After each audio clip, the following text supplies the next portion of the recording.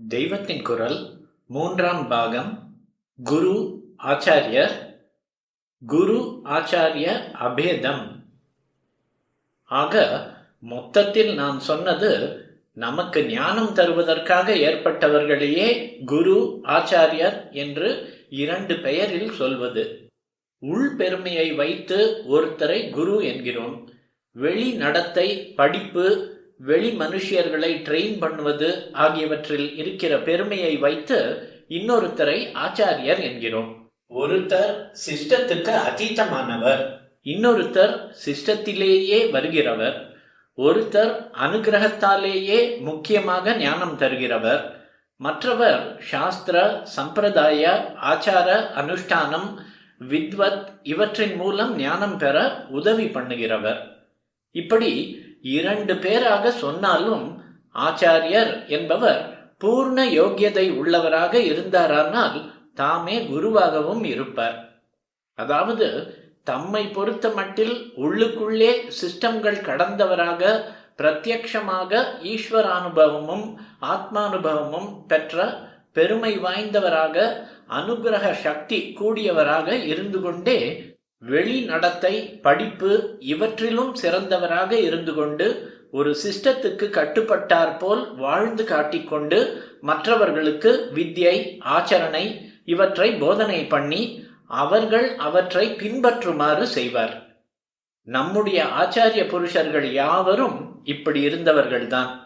குருவின் க்ஷணகால அனுகிரகத்தாலேயே சுத்தியும் ஞானமும் பெறுகிற யோக்கியதை உள்ளவர்கள் ரொம்பவும் ஸ்வல்பமே இருப்பார்களாதலால் இப்படி ஆச்சாரியனாக நீண்ட கால போதனை சிஸ்டமேட்டிக்காக செய்பவராகவே பொது சமூகத்திற்காக ஒரு குரு இருப்பது வழக்கம்.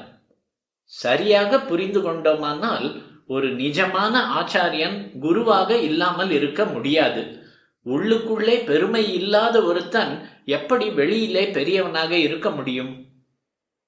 கட்டுப்பாடு என்ற ஃபீலிங்கோடு, அதாவது கட்டுப்பட்டிருக்கிறோம் என்ற ஃபீலிங்கோடு ஒரு ஆச்சாரியன் ஒரு சம்பிரதாயத்துக்கு, அதாவது தார்மீகமான சிஸ்டத்துக்கு அடங்கி அதில் சொல்லி இருக்கிறபடி சதாச்சாரத்துடன் நன்னடத்தையுடன் வாழ்கிறான் என்றால் அப்போது அவன் ஆச்சாரியன் இல்லை, மாணாக்கன்தான்.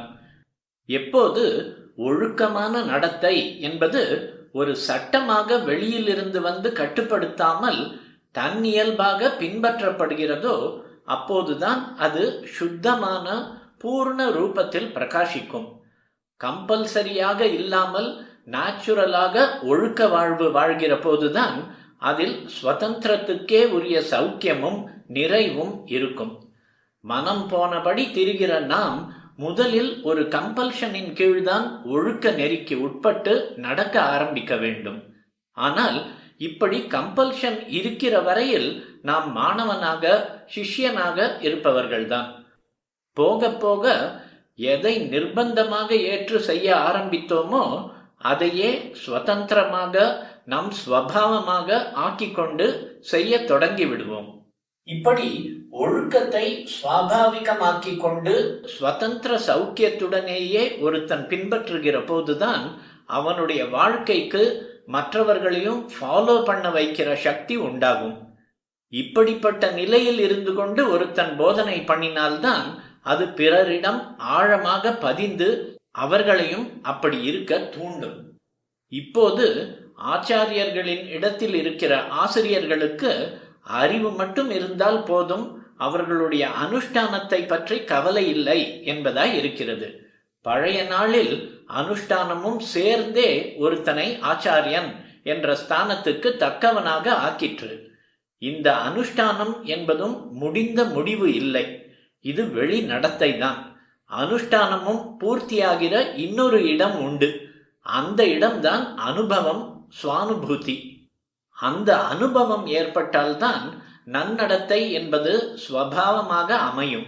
அதாவது வெறும் அறிவு எப்படி அனுஷ்டானத்தின் ஆதாரத்தில்தான் முழுமை பெறுகிறதோ அப்படியே அனுஷ்டானமும் அனுபவத்தின் அஸ்திவாரத்தில்தான் பலமும் பூர்ண ரூபமும் பெறுகிறது. ஆகையால் அனுபவியாக இருக்கிறவன் குரு, அனுஷ்டாதாவாக இருப்பவன் ஆச்சாரியன் என்று டிஸ்டிங்ஷன் சொல்வது சரியான விஷய ஞானத்தோடு செய்கிற பாகுபாடே இல்லை. ஆச்சாரியன் அரைகுறை அனுஷ்டாதாவாக இருக்க முடியாது. அனுபவம் வருகிற வரையில் அவன் அரைகுறைதான். ஒரு நிர்பந்தத்தின் மேலேயே அனுஷ்டானம் பண்ணுபவனாகத்தானே இப்போது இருக்கிறான். இதில் நிறை ஏது? குறைதான் இருக்கும். எனவே அனுபவியாகவும் இருந்து கொண்டே அனுஷ்டாதாவாகவும் வாழ்ந்து காட்டுகிறவன் தான் நிஜமான ஆச்சாரியன் என்று ஏற்படுகிறது. எவன் உள்ளே அனுபவியாகவும் வெளியிலே அனுஷ்டாதாவான ஆச்சாரியனாகவும் இருப்பது? எவன் உள்ளே சிஸ்டத்துக்கு அதீதமாய் இருக்கிறானோ அவனே தான் இஷ்டப்படி திரிகிறவர்களை ஒரு கட்டுப்பாட்டில் கொண்டு வர வேண்டும் என்பதற்காக அதற்கு தானே மாடலாக வெளியிலே சிஸ்டப்படி இருக்கிறான். உள்ளே மௌனமாய் இருந்து கொண்டே வெளியில் நிறைய உபதேசம் உபன்யாசம் செய்கிறான். குருவும் ஆச்சாரியனும் ஒரே ஆசாமிதான். நிஜமான ஆச்சாரியன் என்றால் அவன் குருவாக இல்லாமல் இருக்க முடியாது. விஷயமே தெரியாத நிலையில் நாம் குரு ஆச்சாரியன் இரண்டையும் ஒன்றாக நினைத்துத்தான் சொல்லிக் கொண்டிருக்கிறோம். அப்படி இல்லை, விஷயம் தெரிந்தவர்கள் இந்த இரண்டுக்கும் கொஞ்சம் வித்தியாசம் சொல்கிறார்கள் என்று ஆரம்பித்தேன். அந்த வித்தியாசங்களையும் சொன்னேன்.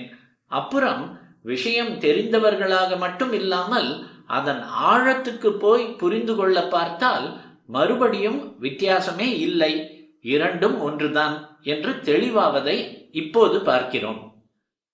ஆதியிலிருந்தே இப்படி குருவுக்கும் ஆச்சாரியனுக்கும் பேதம் கற்பிக்காததால் தான் இரண்டு வார்த்தைகளையும் சினானிமஸாக ஒரே பொருள் உள்ளதாக கருதி உபயோகித்திருக்கிறார்கள்.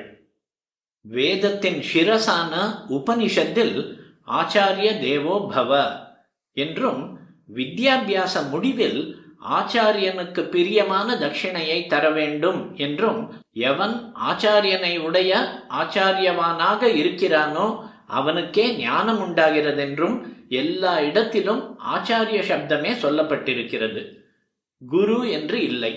ஆனாலும் சிஷ்யர்கள் ஆச்சாரியனிடத்தில் போய் வசித்து வித்யாபியாசம் பண்ணுவதற்கு குருகுலவாசம் என்றே பெயர் இருந்திருக்கிறது.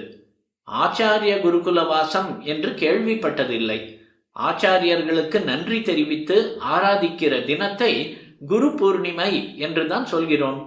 வியாசாச்சாரியாள், சுகாச்சாரியாள், கௌடபாதாச்சாரியாள், கோவிந்தபாதாச்சாரியாள், சங்கர ஆச்சாரியாள், சுரேஸ்வராச்சாரியாள், தோட்டகாச்சாரியாள் என்றெல்லாம் இருக்கும் ஆச்சாரியார்களை சேர்த்து சொல்கிற போது குரு பரம்பரா என்று சொல்கிறோம்.